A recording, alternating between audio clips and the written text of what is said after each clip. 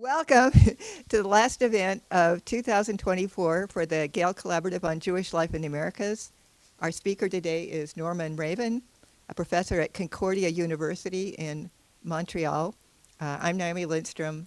I direct the series on Jewish life in the Americas here. And the other people involved with this project are Julia Mickenberg here and Susie Seraph at the end. I also like to thank our co-sponsors, which are the Department of History, the Department of English, whose chair is with us, John Moran Gonzalez, the Program in Comparative Literature, and the Department of American Studies. So Norman Ravvin is a writer of fiction, memoirs, and literary criticism, and his most recent book is the memoir Who Gets In? An Immigration Story, which he has copies of here. Who Gets In has been nominated just now for the Best Quebec Book on a Jewish Theme for the Montreal Jewish Public Library's J.I. Siegel Award. And his other books include a novel of Vancouver and Poland, The Girl Who Stole Everything, the story collection Sex, Skyscrapers in Poland, Standard Yiddish, essay collections Hidden Canada and Intimate Travelogue, and A House of Words, Jewish Writing, Identity, and Memory. He's the co-editor of the Canadian Jewish Studies Reader and of Failure's Opposite, Listening to A.M. Klein. He's published widely on Canadian and American Jewish literature, on such writers as Philip Roth, Saul Bellow, Mordecai Richler, Leonard Cohen, Henry Kreisel, and Chava Rosenfarb. And his recent work has been focused on contemporary Poland, including travel through the country. He was born in Calgary, lived in Vancouver, then in Toronto, Fredericton, and settled into Montreal with his family. And for 13 years, he held the department's chair in Canadian Jewish Studies. And his talk today is Who Gets In? Antisemitism and Xenophobia at the Gateway to the Americas. So, Norman Ravvin. Thanks. I appreciate the introduction. I appreciate the invitation, and I'm happy to meet you all. So maybe in the time for questions after, we'll also get to know each other. And I will, for the most part, not read to you, because the images that I'll show you really lead the story. And to some degree, then I can stand up and not just sit here. But I have a few pages that are to ensure that my details are clear as I get started. So a very short little reading, and then I'll wind my way through images to make the talk work. So this is a family story. But then it did reach itself out towards, I'd say, a lesser-known period in Canadian history, the first 5 years of the 30s. And also, it's a prairie story, so that its Canadian elements are of part of the country that Canadians, if they don't live there, don't know a whole lot about. So there's a few elements that turn in new directions, and I'll give you a take on that, and then I'll let you see things. And I have a few sections chosen to read to you, because the way the book is presented is important in its own way too, so you get a sense of how this thing sounds. So the book I'll introduce today is called Who Gets In? An Immigration Story. Like many of my writing projects, whether creative or scholarly, Who Gets In is based on a family story. In this case, it's one that was for me a founding family story, the emigration of my mother's father to Canada from Poland in 1930. My grandfather left his youthful life, which straddled a village and a small city northwest of Warsaw, as well as his immediate family. Those who stayed behind included my mother, who was newly born, a son, and his young wife. 3 of his siblings had preceded him, one of those a brother who'd settled in Vancouver. The other 2 came to the United States, but this is a Canadian story. My grandfather's brother's contacts in the Vancouver Jewish community helped him inform my grandfather of the category of single men with a sponsor living in the country, one of the last categories in Canadian immigration regulations at the time, available to young Jewish men from less preferred East European countries. My grandfather's longer-term plans for entering Canada included the decision to marry religiously without registering with the Polish civic office, something that the rabbi who married my grandparents was not pleased about because it was illegal to do that. But he did it. But this ensured that my grandfather's Polish passport, which noted married status, described him as single. This sort of planning was necessary at a time when Canadian immigration regulations had become increasingly strict, focused to an extent on preventing men like my grandfather with their families from entering the country.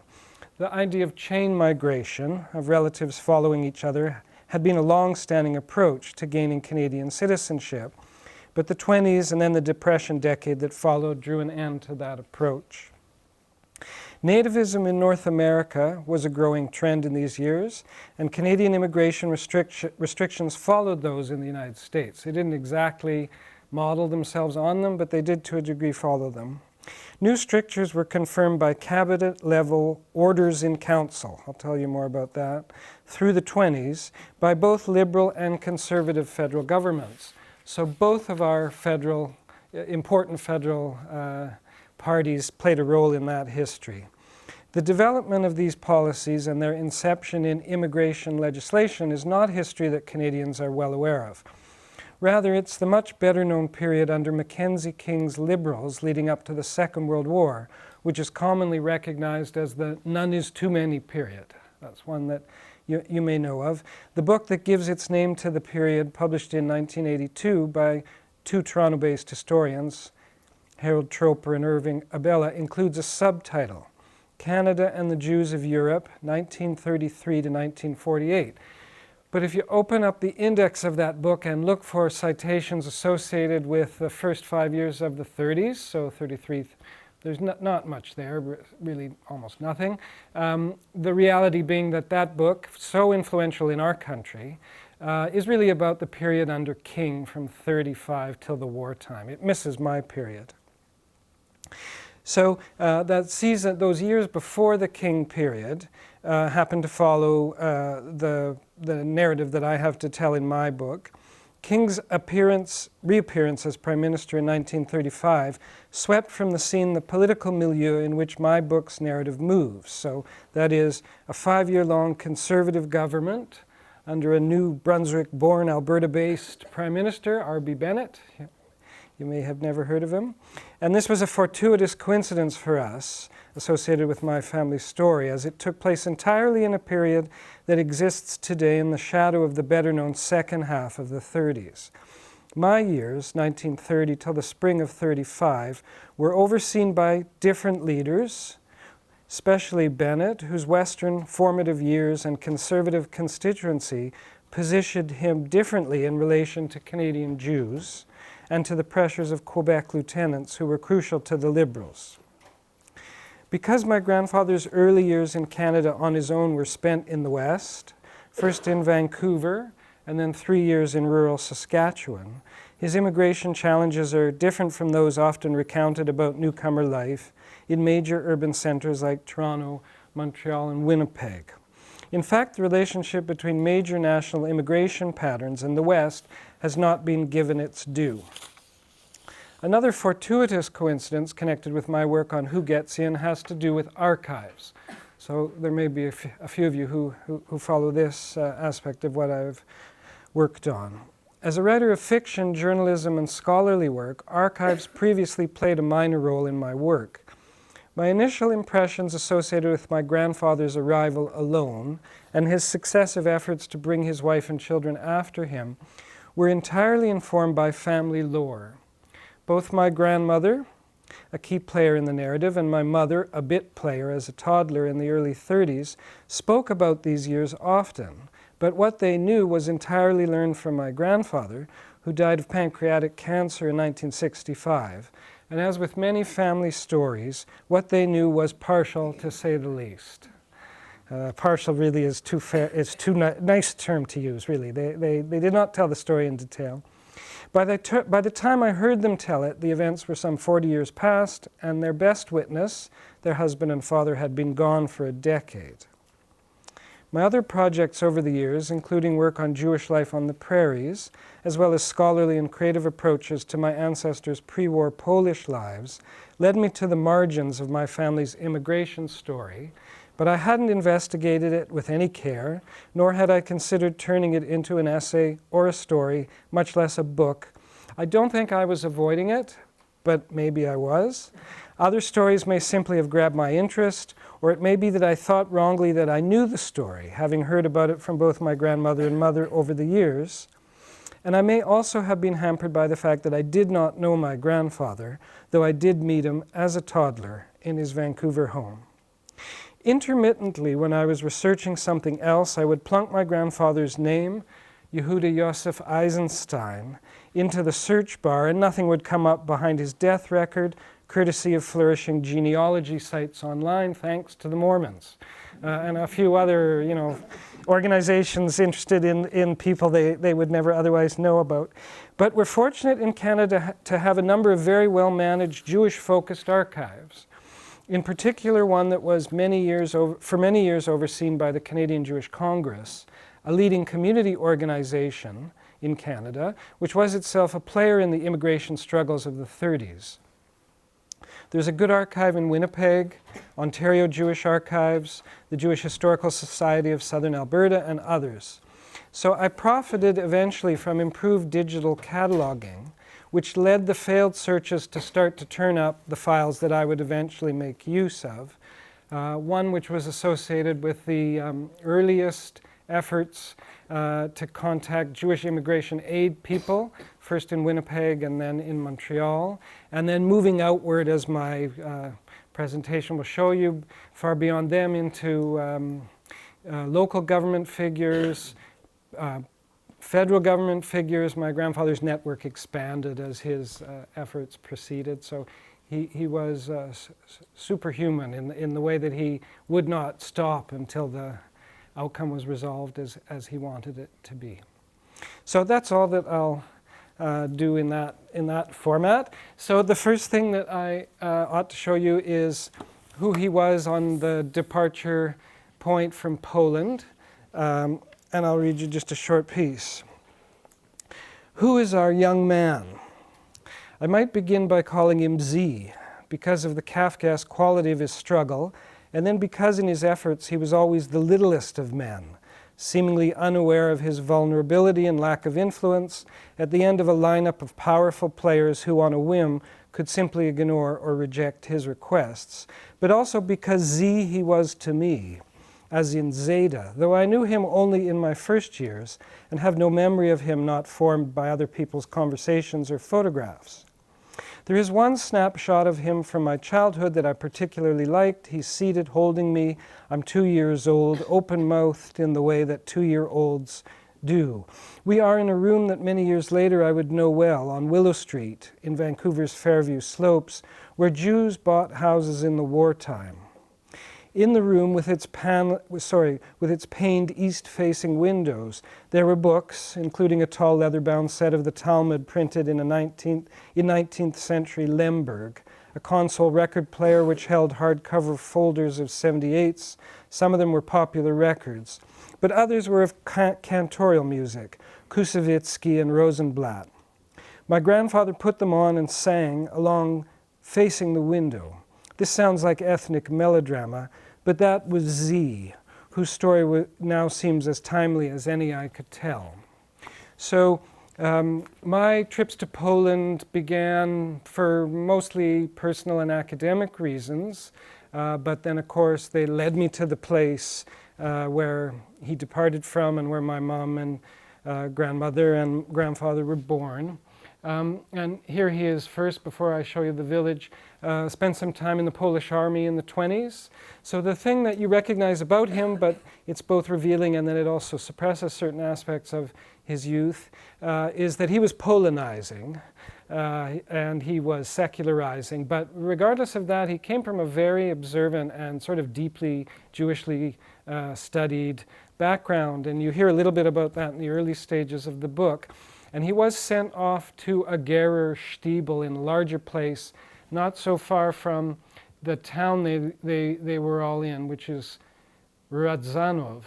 But the Gerer Stiebel was half an hour away by horse cart in a place called Malava or Muava. So our family was oriented this way, but we had a lot of course, relatives in the area. This is a reasonably recent photograph of Radzanov. You get to it by car in about an hour from Warsaw. And it's intact in terms of its kind of shtetl-like quality. So the synagogue building is there, but derelict and not presently being used. And some of the original Jewish houses from before the Second War are still on the surround. And the marketplace, since this photograph was taken, has been revamped. So they have started to steal this kind of opportunity to see how the village looked. And increasingly, since I first visited it in '99, these aspects are disappearing. So I had a lucky break. I started going early, and I keep going back, and these changes keep kind of taking shape. But just so you see a little bit better who they were before my grandfather left, this is their engagement photograph taken in a photographic studio in the larger place, not in the little village. So they went off to do things there. And if you go online and look up that larger place, Malava, and then say something like engagement photograph, you'll find that there's, I don't know, thousands of them, or at least many hundreds, of young couples who had the same scrim behind them as their engagement. It keeps repeating, the flowers and the stuff. And the other thing I like is this incredible modernist dress that my grandmother is wearing. So I knew her well, didn't know him well, but boy, was she an old-fashioned woman in the years that I knew her. But you can see that in her pre-war years, another life was developing, which didn't get to take shape, ultimately. So here they are left behind, and this photograph ends up playing a role in interesting ways later on in the efforts my grandfather takes with government figures. Different scrim, I think, but maybe it's just kind of differently positioned, these props.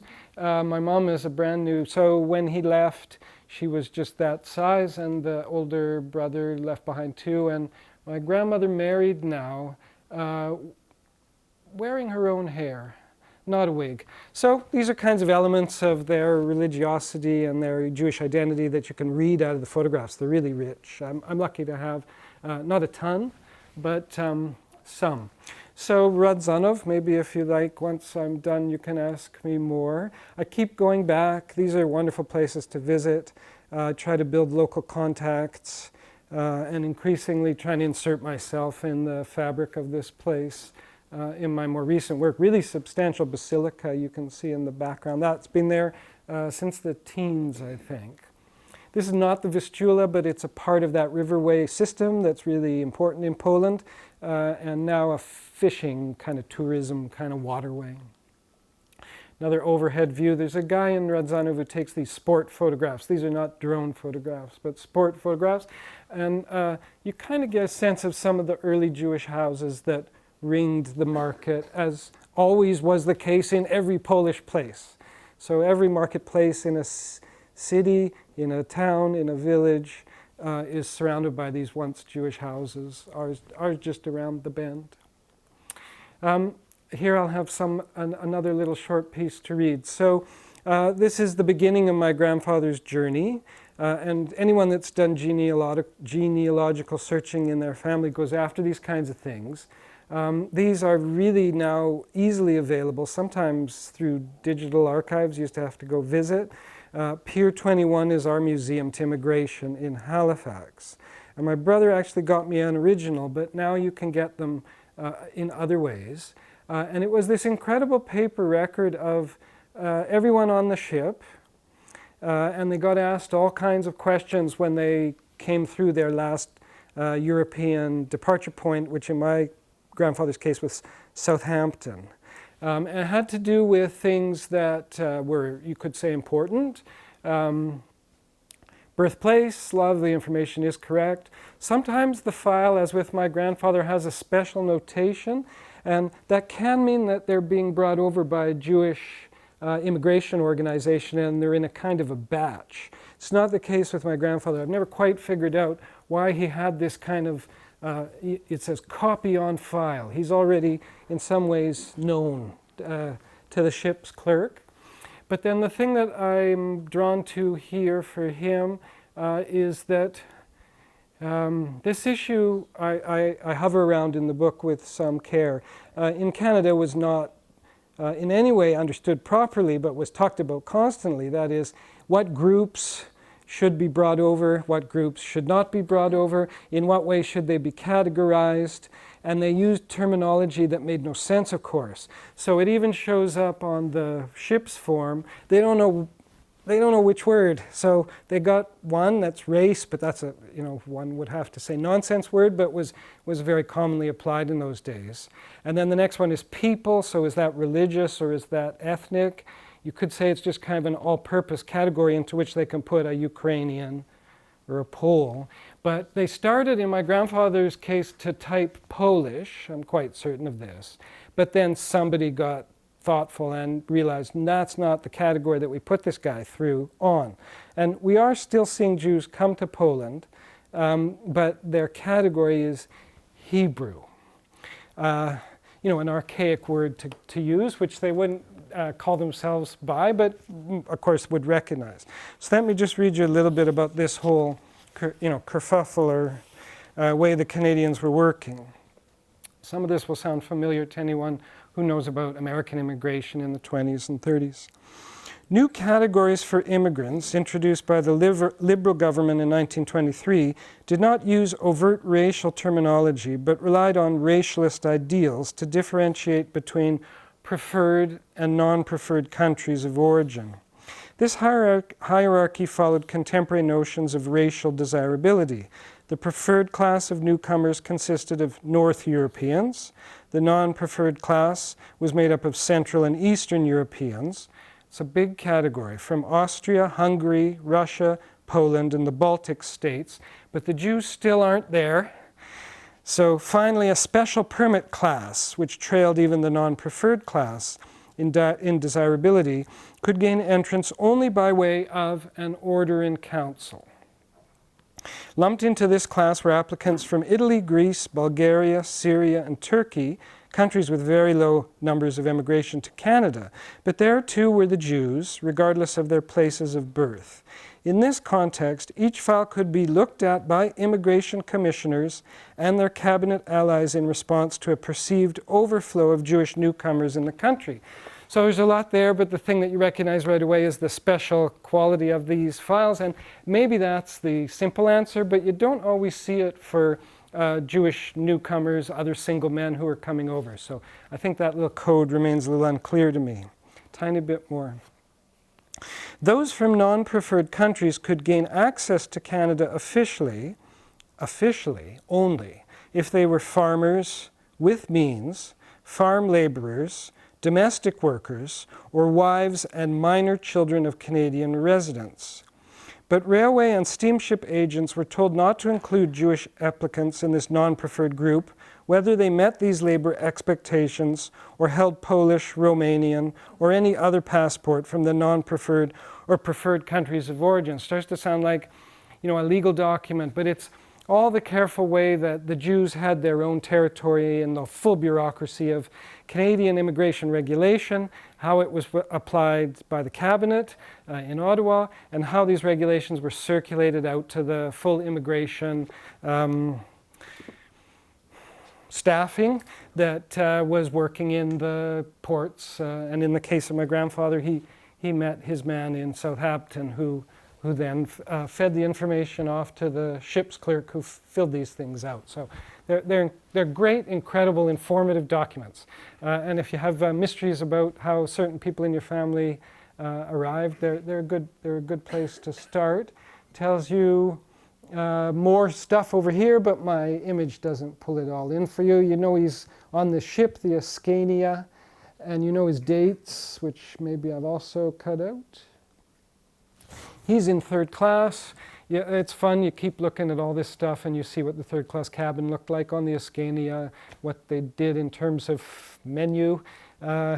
He was a kosher eating man in his youth and then in his life. So some adjustment would be made. Some of the ships had kosher menus, but I don't think the Ascania did. So would have been his, although he'd been in the army, so he'd already looked into that problem in different ways. So here's a part of Canada that you may not have any concept of, the southeastern part of the big prairie province of Saskatchewan. He had trained before he left Poland to be a ritual slaughterer. That was not his career when he was a young man in Poland. And his training in Poland was to shecht chickens, fowl. But once he got to Vancouver, he upped his game and he learned how to shecht cattle, which is that's a different process, and it's hard work, and it's got different demands. And then because of his religious literacy and his competency in a whole range of kind of Jewish leadership kind of things that I haven't said enough about to give you an idea of, he did land himself jobs in the context of all these Jewish prairie farming colonies, informal and formal. The first one was at Dysart, which is, we're right up in the center. If you have really good eyes, you see Balcarres, and then you see the Capelle, Fort Capelle there. It's like sort of right up at the top in the center. And that was his first stop, and he was there for a good while. IR beside it means Indian reservation. So I'll come back to that subject in a little bit. And then he ended up all the way down here close to you, the Dakotas, in a place called Hirsch, which was near to these other really interesting, some of them farming. Bienfait was a lignite coal mining place. So there was all kinds of economic things going on in this part of Saskatchewan in those years. And there was a lot of Jews coming out for all kinds of complicated reasons why you would choose to do that rather than stay in Toronto or Winnipeg or Montreal. So that already becomes, you know, the special quality of my story. But two, it may have placed him in a way as a Jewish newcomer that gave him some cred in the sense that he was leading communities in these places. And when he wrote to his local provincial legislative representative and then further beyond to the feds, he wasn't just anybody. He was the rabbi. He didn't have rabbinic certification, but he was doing that work, and they were trying to build these communities, this kind of ethnic checkerboard, especially in Saskatchewan and Manitoba, a little bit in Alberta. So there's a kind of a resonance when the rabbi from Hirsch writes and says, can you help me do something about bringing my family over? He started to do that in 1932. He spent a year in Vancouver training to do the cows, and then maybe in time too to get the first job up in Dysart. And then the move down to Hirsch was a step up because this was one of the early Jewish prairie farming colonies, a well-known settlement with support from international and Montreal-based Jewish aid groups. So here he became a salaried guy for those organizations. When he was up at Dysart, he was paid by the farmers by collection. So an interesting life with the family left behind. Then the letters start from Dysart, and my images will show you those letters in a second, but this is too small to read, but we have a very interesting demographer from this period, Louis Rosenberg. He's a nice counterpoint to all the census taking that was being done in Canada. We had really good censuses in these decades, so some of my resources included that information, of course. Louis Rosenberg was working in Montreal for the Canadian Jewish Congress, but he was also involved in those prairie colonies, and my grandfather encountered him. So sometimes my research led me to things that I found my grandfather had also entered in his own contemporary moment. What you have here is just one of tens and tens of pages of demographic work that Rosenberg did about all parts of Canada. But there's if you believe me, there's a lot of little Saskatchewan places here.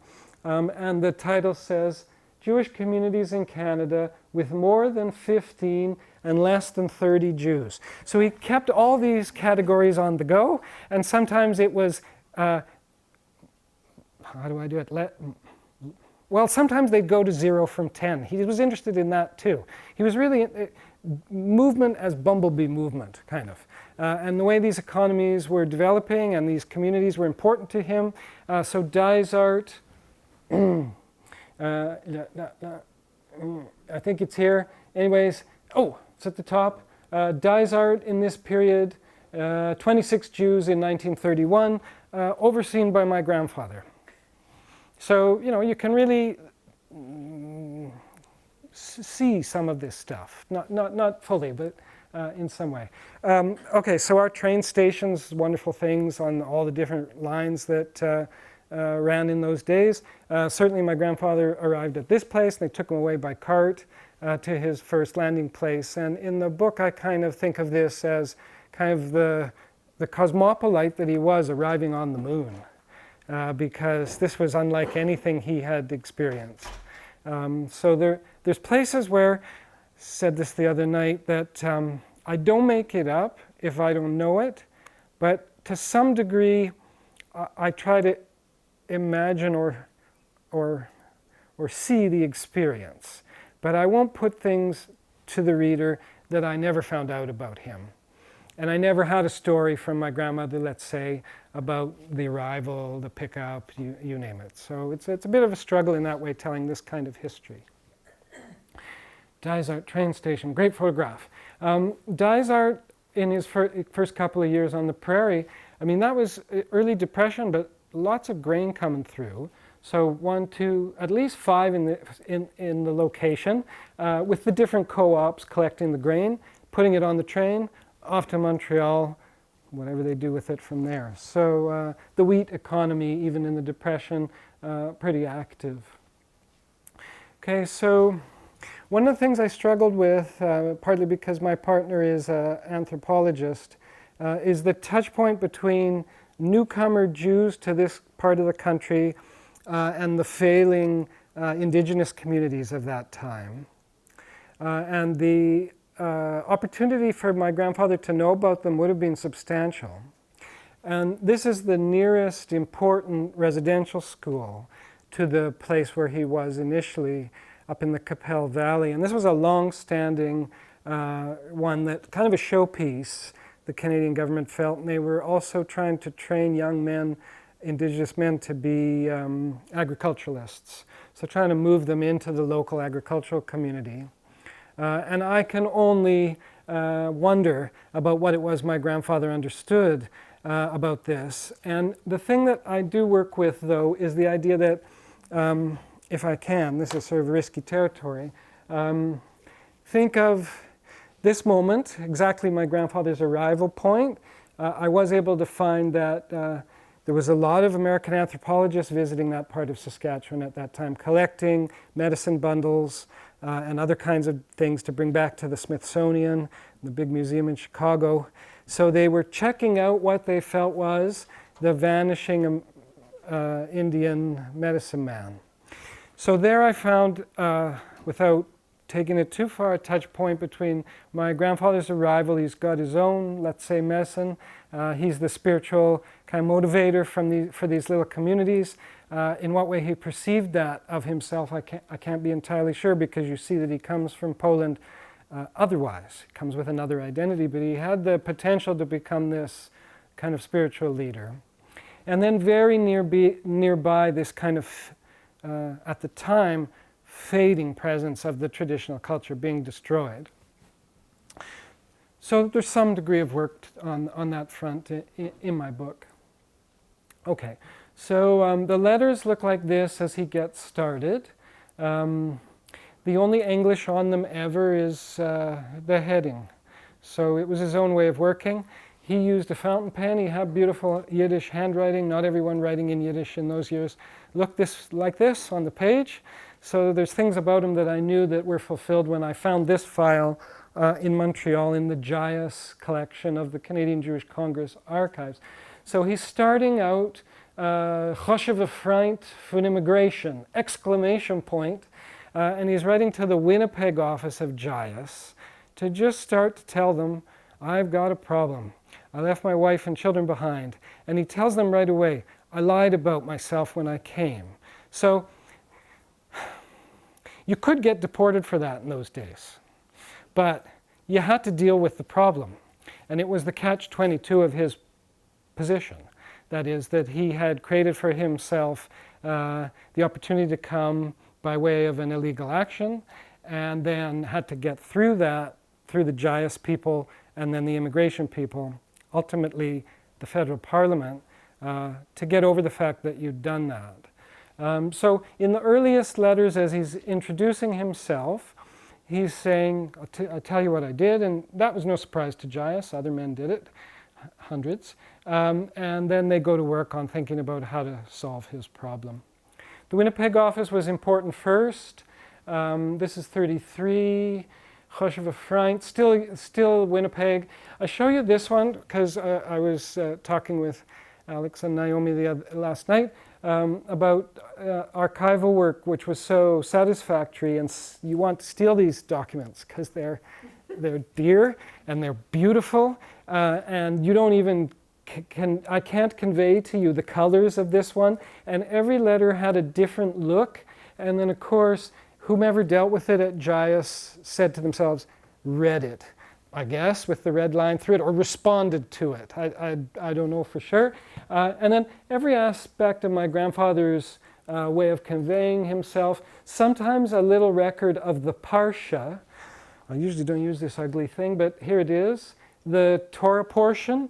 So he's traditional now. He's saying to his correspondent in Winnipeg, I write to you from Dysart, Saskatchewan, where I keep the community, and we've just done this Parsha.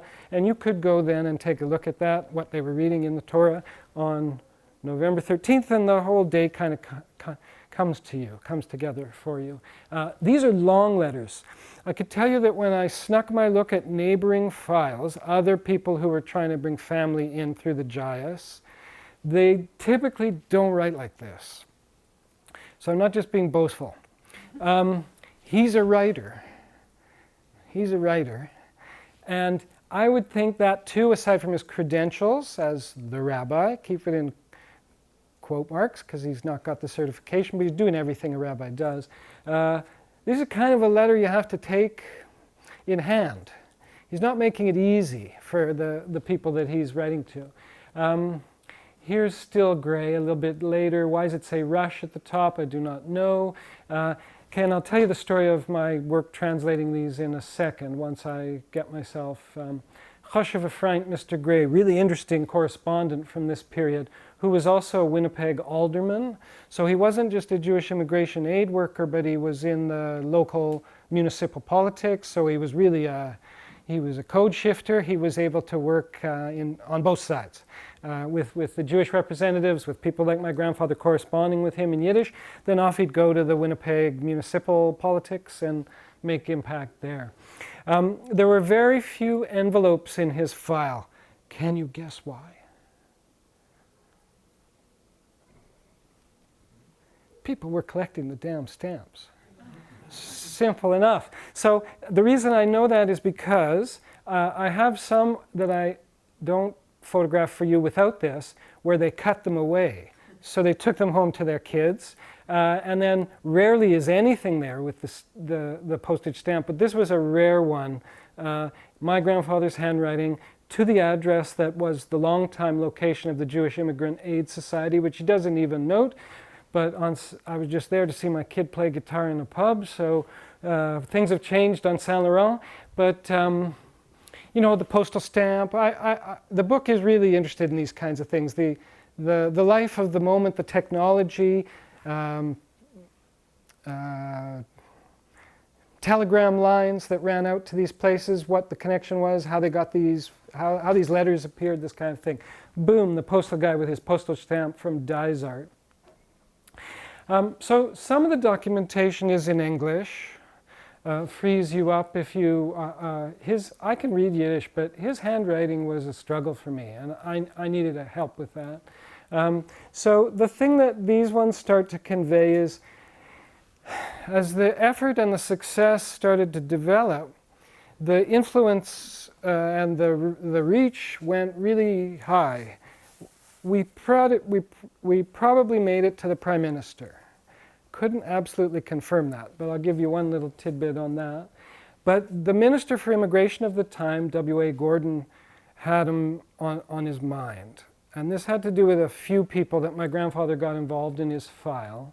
One of them was a lawyer from a nearby Saskatchewan place, Estevan, and Wally Lind was a conservative bagman in that part of the province.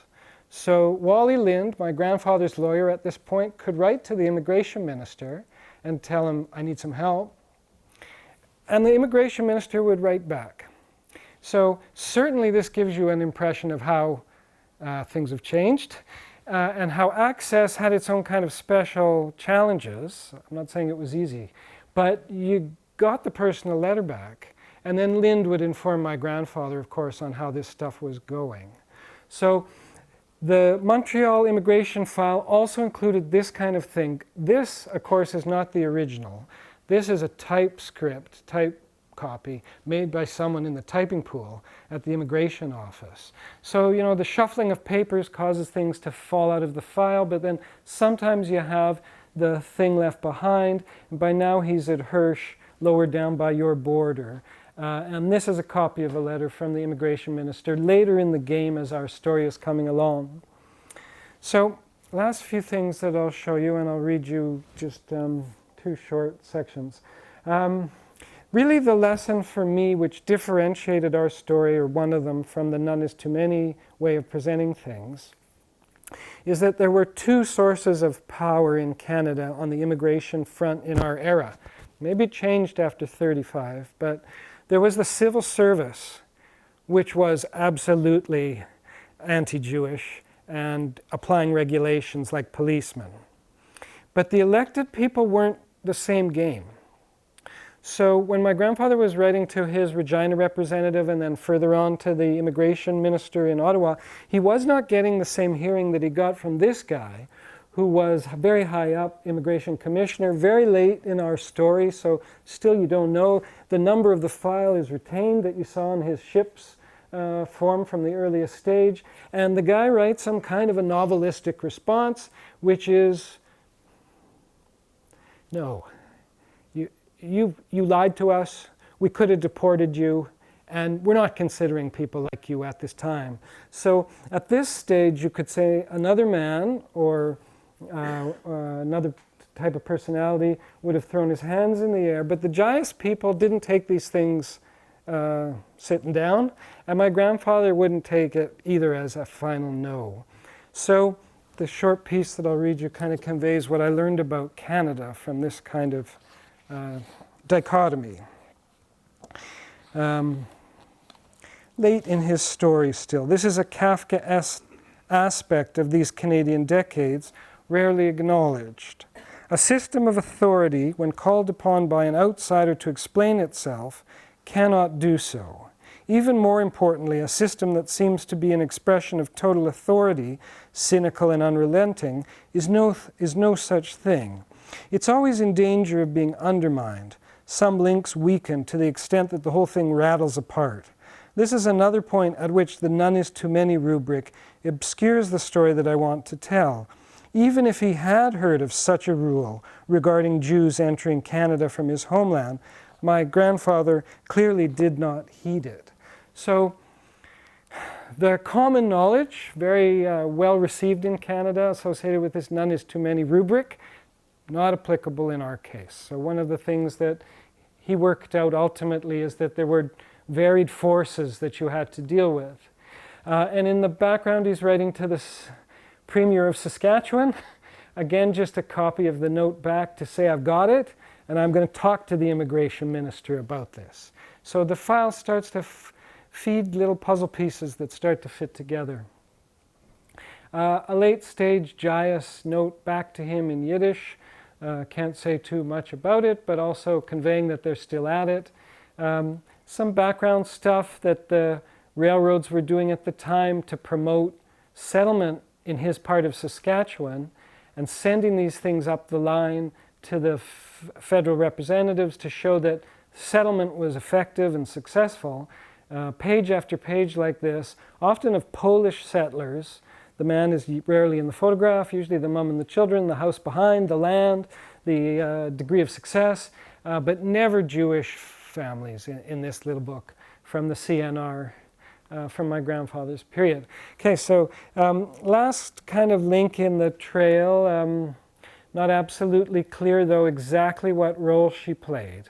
But at the late stages, my grandfather had been considering returning, or at least it seemed like some kind of possibility, although I don't know if he would have done it. So he wrote to her, and she wrote back. I could not find his letter to her. Lillian Freeman received hundreds of begging letters from people like my grandfather, and she had the potential to help them because of her very substantial connections in the government and her philanthropic work in Ottawa and all of her community involvements. And I'll read you just a tiny bit about her in a sec. She lived in this house.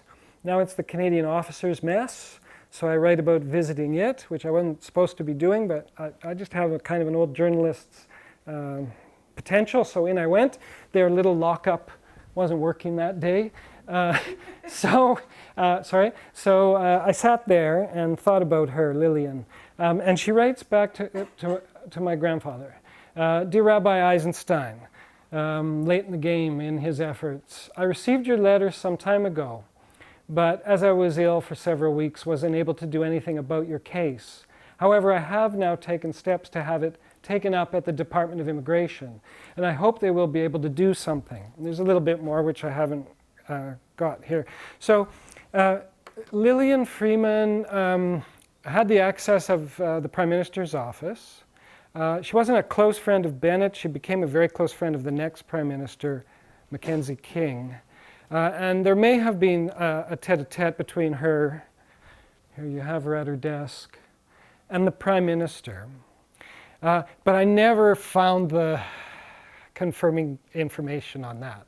All I had was the lucky break, and I'll make you dizzy as I go back and forth, is that she says, I'm going to go in and wipe the floor with them, don't worry. And in fact, the reality was the permits, as they called them in those days, showed up not too long after this. But there was a whole range of other things going on, which of course I can't convey in the time I have here.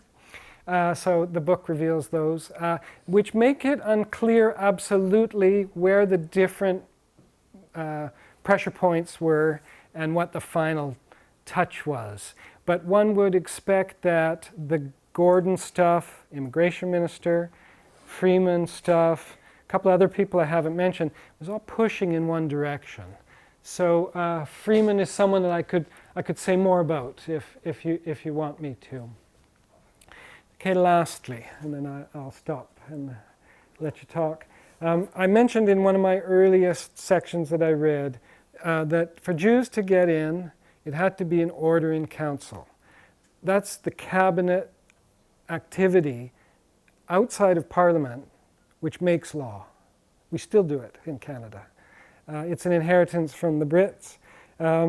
And in fact, I found that in those years, orders in council grouped at times bunches of Jews and let them in contrary to the immigration regulations. And my grandfather entered under this one. So these are of course available at the National Archives in Ottawa, so this was great stuff. And my way to this was complicated and interesting too, so that way that archives sort of stay closed till they open. So you know all the people who heard about it that day. Gordon is here. He's the one who brought the file forward. The other people are talking about the RCMP and trucks and ducks and you name it. So the orders in council are doing a bunch of business without the Parliament seeing, and the cabinet with the Prime Minister's okay waves it through. And so all the people that were waved through against, contrary to regulations at the time, are listed here. A bunch of them are Jews. Here's Chaya Dina Eisenstein, my grandmother, 30 years old, 2 children. They've got the information right. They tell you where they're living right now, which is more or less correct. Okay, so once that's done, permits assured, out it goes to my grandfather. He has to buy a steamship ticket. So I tell you the end of the book, which is not good, because it really kind of reads on a different rhythm. You want to read it as a detective story, not understanding what its end point will be, but I'm in front of you so you know that it worked out. Otherwise, you'd have another visitor here, via Naomi. Okay, so very last thing to show you. I couldn't really have done it without this. You saw a picture of 2 children, my mom and my uncle, but there was another one born in Yorkton, Saskatchewan. That was my other uncle, Avrom Eisenstein. He knew his dad well, and he had great Yiddish skills, and he helped me with the letters. So through the period that I was working on the book, it could take him a year to do a batch of letters, so I was just taking it slow. He would write to me this way. He'd reproduce everything in the letter, I think you saw this one. Esteemed friends of the Jewish immigration. Here's my grandfather writing. You are familiar with the fact that Alderman Gray had submitted my application for a permit to the immigration department and that it was denied. Alderman Gray writes me that he has forwarded my letter to you and requests that you help me. Therefore, I beseech you and your esteemed friend, Mr. Paul, he's the head of the JIAS in Montreal, that you perform the great mitzvah of approaching Minister Gordon via letter and person, that he should facilitate the bringing of my longed-for family. I know that as a result of your incentives, 2 persons in Montreal in situations similar to mine, having come over as single, were enabled to bring over their families. I beseech you, one more time, help me with all your means to enable me quickly to bring over my family. I will compensate, he should write this, I will compensate you for your work. I have no other avenue for assistance. Cheer me with a favorable response as soon as possible. And it seems, I guess, on this letter, he used his initials. That wasn't JJE. And this is the notification of his certification as a ritual slaughterer. So he doesn't make any business about being a rabbi, but he starts to, they call him that in the official circles. So here you get a sense of the voice, of the rhetoric, of a kind of an emotional personality. He's kind of a dramatic persona in his kind of unusual way. So it was good for me, of course. It made the story take life. And then very last, so just to give you a sense, this man died of COVID just as I was finishing the book, my uncle at age 80. The only guy in my circle who fell to that lousy thing. So he never saw the book finished. But here he would cover the letters, and he writes to my brother too, so we were in on it together. I won't read you too much. Enclosed are translations of 6 letters by Tata, written from Dysart in 32. I have yet to translate the remaining 8, sent to me by you, written from Hirsch. So he's telling me where he's at, and then on he goes talking about his translation work, and then he was also producing for me this kind of, he had a PhD in economics, very good mind, better mind than I have. And he would also present this commentary, which would help me think about things. And then he was doing further research at the 42nd Street Library in Manhattan, and he would send me his results from that. So I had this unwritten collaborator who had the personal connection, the language, and everything about him was the right guy to make the push. So it was this wonderful collaboration, and I lost him. And I think that's the end of, yeah, that's it for me. So I'll stop there. Thanks. So we welcome quite, but Naomi will say that. Yeah, go ahead. Well, first, thank you for this wonderful lecture, and I assume you're willing to entertain questions here. I'd love to. I'd love to. And we need to remember to speak into the microphone that records everything. So. Not so much a question, but just it's fascinating that in rural Poland, they knew the Canadian immigration issues. Was that in a lot of places, or only Canada, where only single men were allowed, and people who thought of that when they get married that may not? And that's so you ask kind of a crazy story. You ask a big question, and you do put your finger. It's a good one. I mean, you're right that they're out there in the sticks to some degree. But then in my case, so he's got his brother in Vancouver, who was reasonably well connected there. But that still takes you take your question further.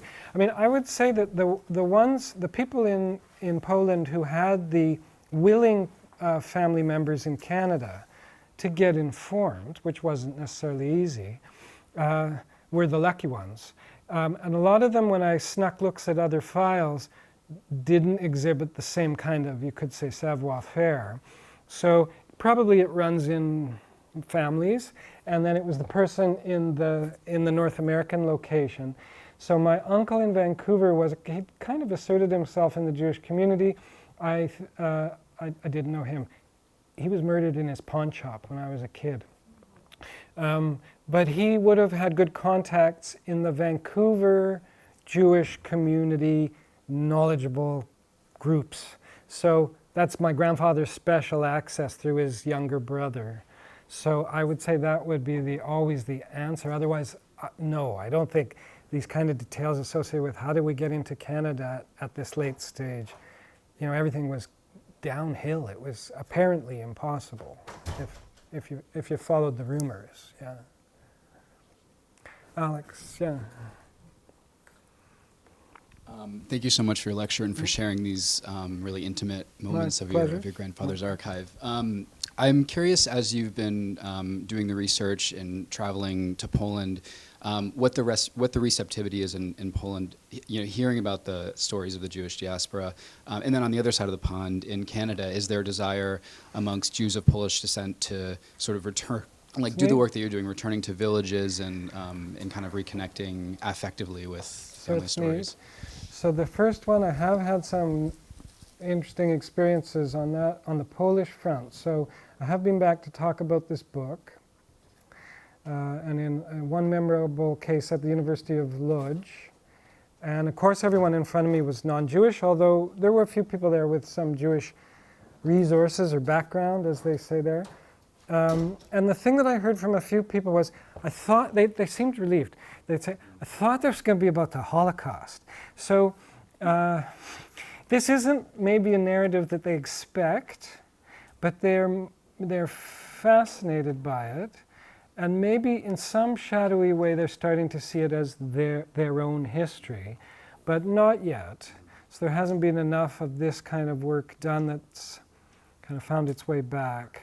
But that was my feeling in the groups that I spoke to that trip, that it was a little shadow of themselves, and it wasn't what they'd expected in relation to Jews. So my story being kind of idiosyncratic in that way. And there's a few things on the Canadian, in my Canadian experience of giving talks about the book. I mean, the potential for genealogical research is always kind of out there. And then there's people that have started it or tried it, and a lot of people then are excited to see that it can really work out. So I had no special skills to do this kind of research, except, I've got this Sitzfleisch, like I'm used to it, but sitting down and working. But, they always they'll tell you the story after the talk, and then they'll start to seem to get in their view that they might make some kind of pursuit of this. But my impression that it's a bit overwhelming in what way you can undertake this stuff. So I'm always asserting that they should try. Then the other thing I'd say is that the pitch I'm giving you, that I'm presenting a kind of an alternate Canadian experience and history, separate from the whole none is too many narrative. I think I'm up against a tough one there, because that book is beloved. Its narrative is really well received, and my story is a different one.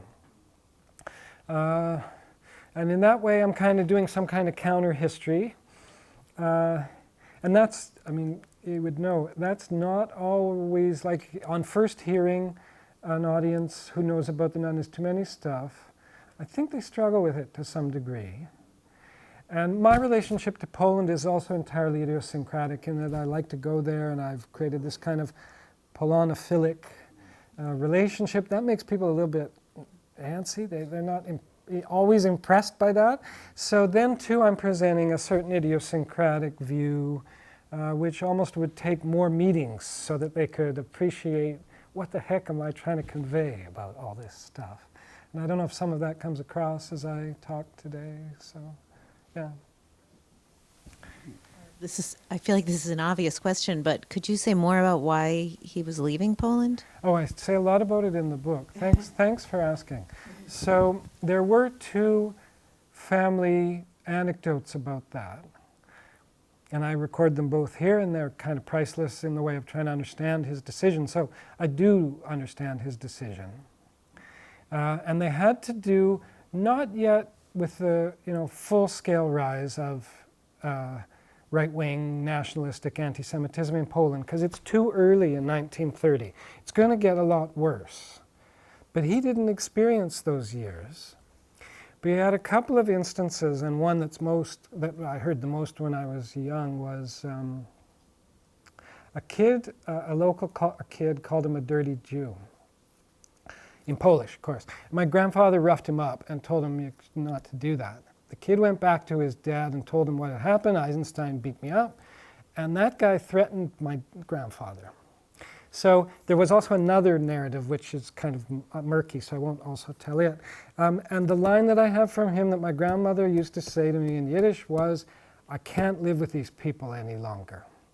So even prior to the real onset of what my grandmother would experience in the 34, 35, he had just made some kind of decision. Now, the added thing, though, is, of course, he had the brothers who'd left.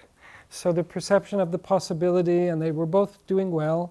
There was a guy in Baltimore, and then my uncle, his brother in Vancouver, and he must have been hearing things, you know. So it's both. It's like pressure point, and I can tell you for sure that my grandmother didn't want to leave. No, wouldn't have left. And the family didn't want him to go, and they viewed him as a kind of a renegade for doing it. I don't put that in the book. But he had a problem, and he tore himself from his family, and he counted on being able to work it out. So your question really touches on a very complex family dynamic, which also reflects how well settled my family was in Poland in terms of its middle class status, its long-standing presence in that village. And in 1930, they didn't think they should be doing this. This is not what you need to do. Was it his wife's family that didn't? I mean, because these brothers had all gone. You're probably right about that. As I tell that anecdote, he's abandoning the young wife. And of course, in that period, men did that, never wrote another letter, right? So I don't know. I have no evidence that they mistrusted that aspect of what he was up to, but the potential for what he was up to, leaving the two young children, sent money back all the time. They had some good surplus from him in those years. So he was gone over 4 years before the book story resolves itself. So there's a lot there I don't know. Yeah. Any other questions, comments, or observations? Pictures you want? Go ahead.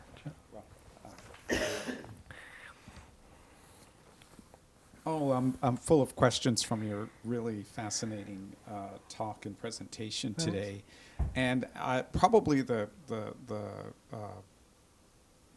one I should ask first is, were there any letters between your grandmother and your grandfather that you were able to tap into as a family archive? Thanks for asking. Nothing. They wrote them. They didn't keep them. My grandmother would sit at the table having tea with me and say, but she'd say it in because he'd been gone 20 years at this point, in a lighthearted way, all the letters that we wrote, they didn't, I don't know the story of their destruction, if they were kept for a while, ultimately never kept, no. So you put your finger then too on the question of the archives, because without that, no book. I just had this family lore. My mom's gone. My grandmother's long gone. In terms of documents, some families, I don't know about yourself, some families have the passports from early. We didn't have that sort of thing. So, no. Okay. And just I thought you were kind of going in some interesting directions with the kind of noting the prevalence of Indian reservations in the areas where your grandfather Yes. was, and that was the first. It was really striking when I saw the map. I was like, IR. Yes. Oh, yeah, Yes. that's what it is, right? Yeah. And I was just wondering. You began to kind of draw some potential comparisons. And I was wondering if you had any record of what your grandfather thought of it, or and particularly since, and I don't know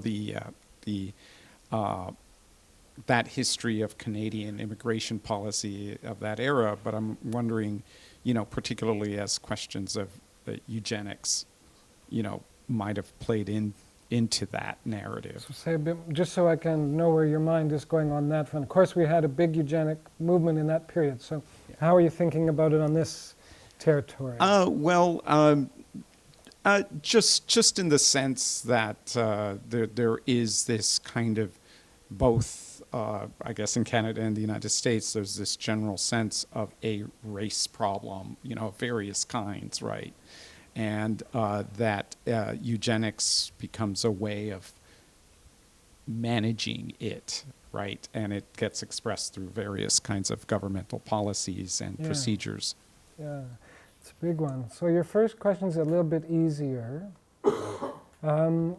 So no, I never heard my grandmother ended up in the second little place in Hirsch, and she never said a word about nearby indigenous communities. But maybe I just didn't ask the right questions. I might have just missed my chance. But my grandfather's interaction with farmers assures that they would have talked about these things. Because the farmers were intimately integrated in terms of economy and trade and in all these locales.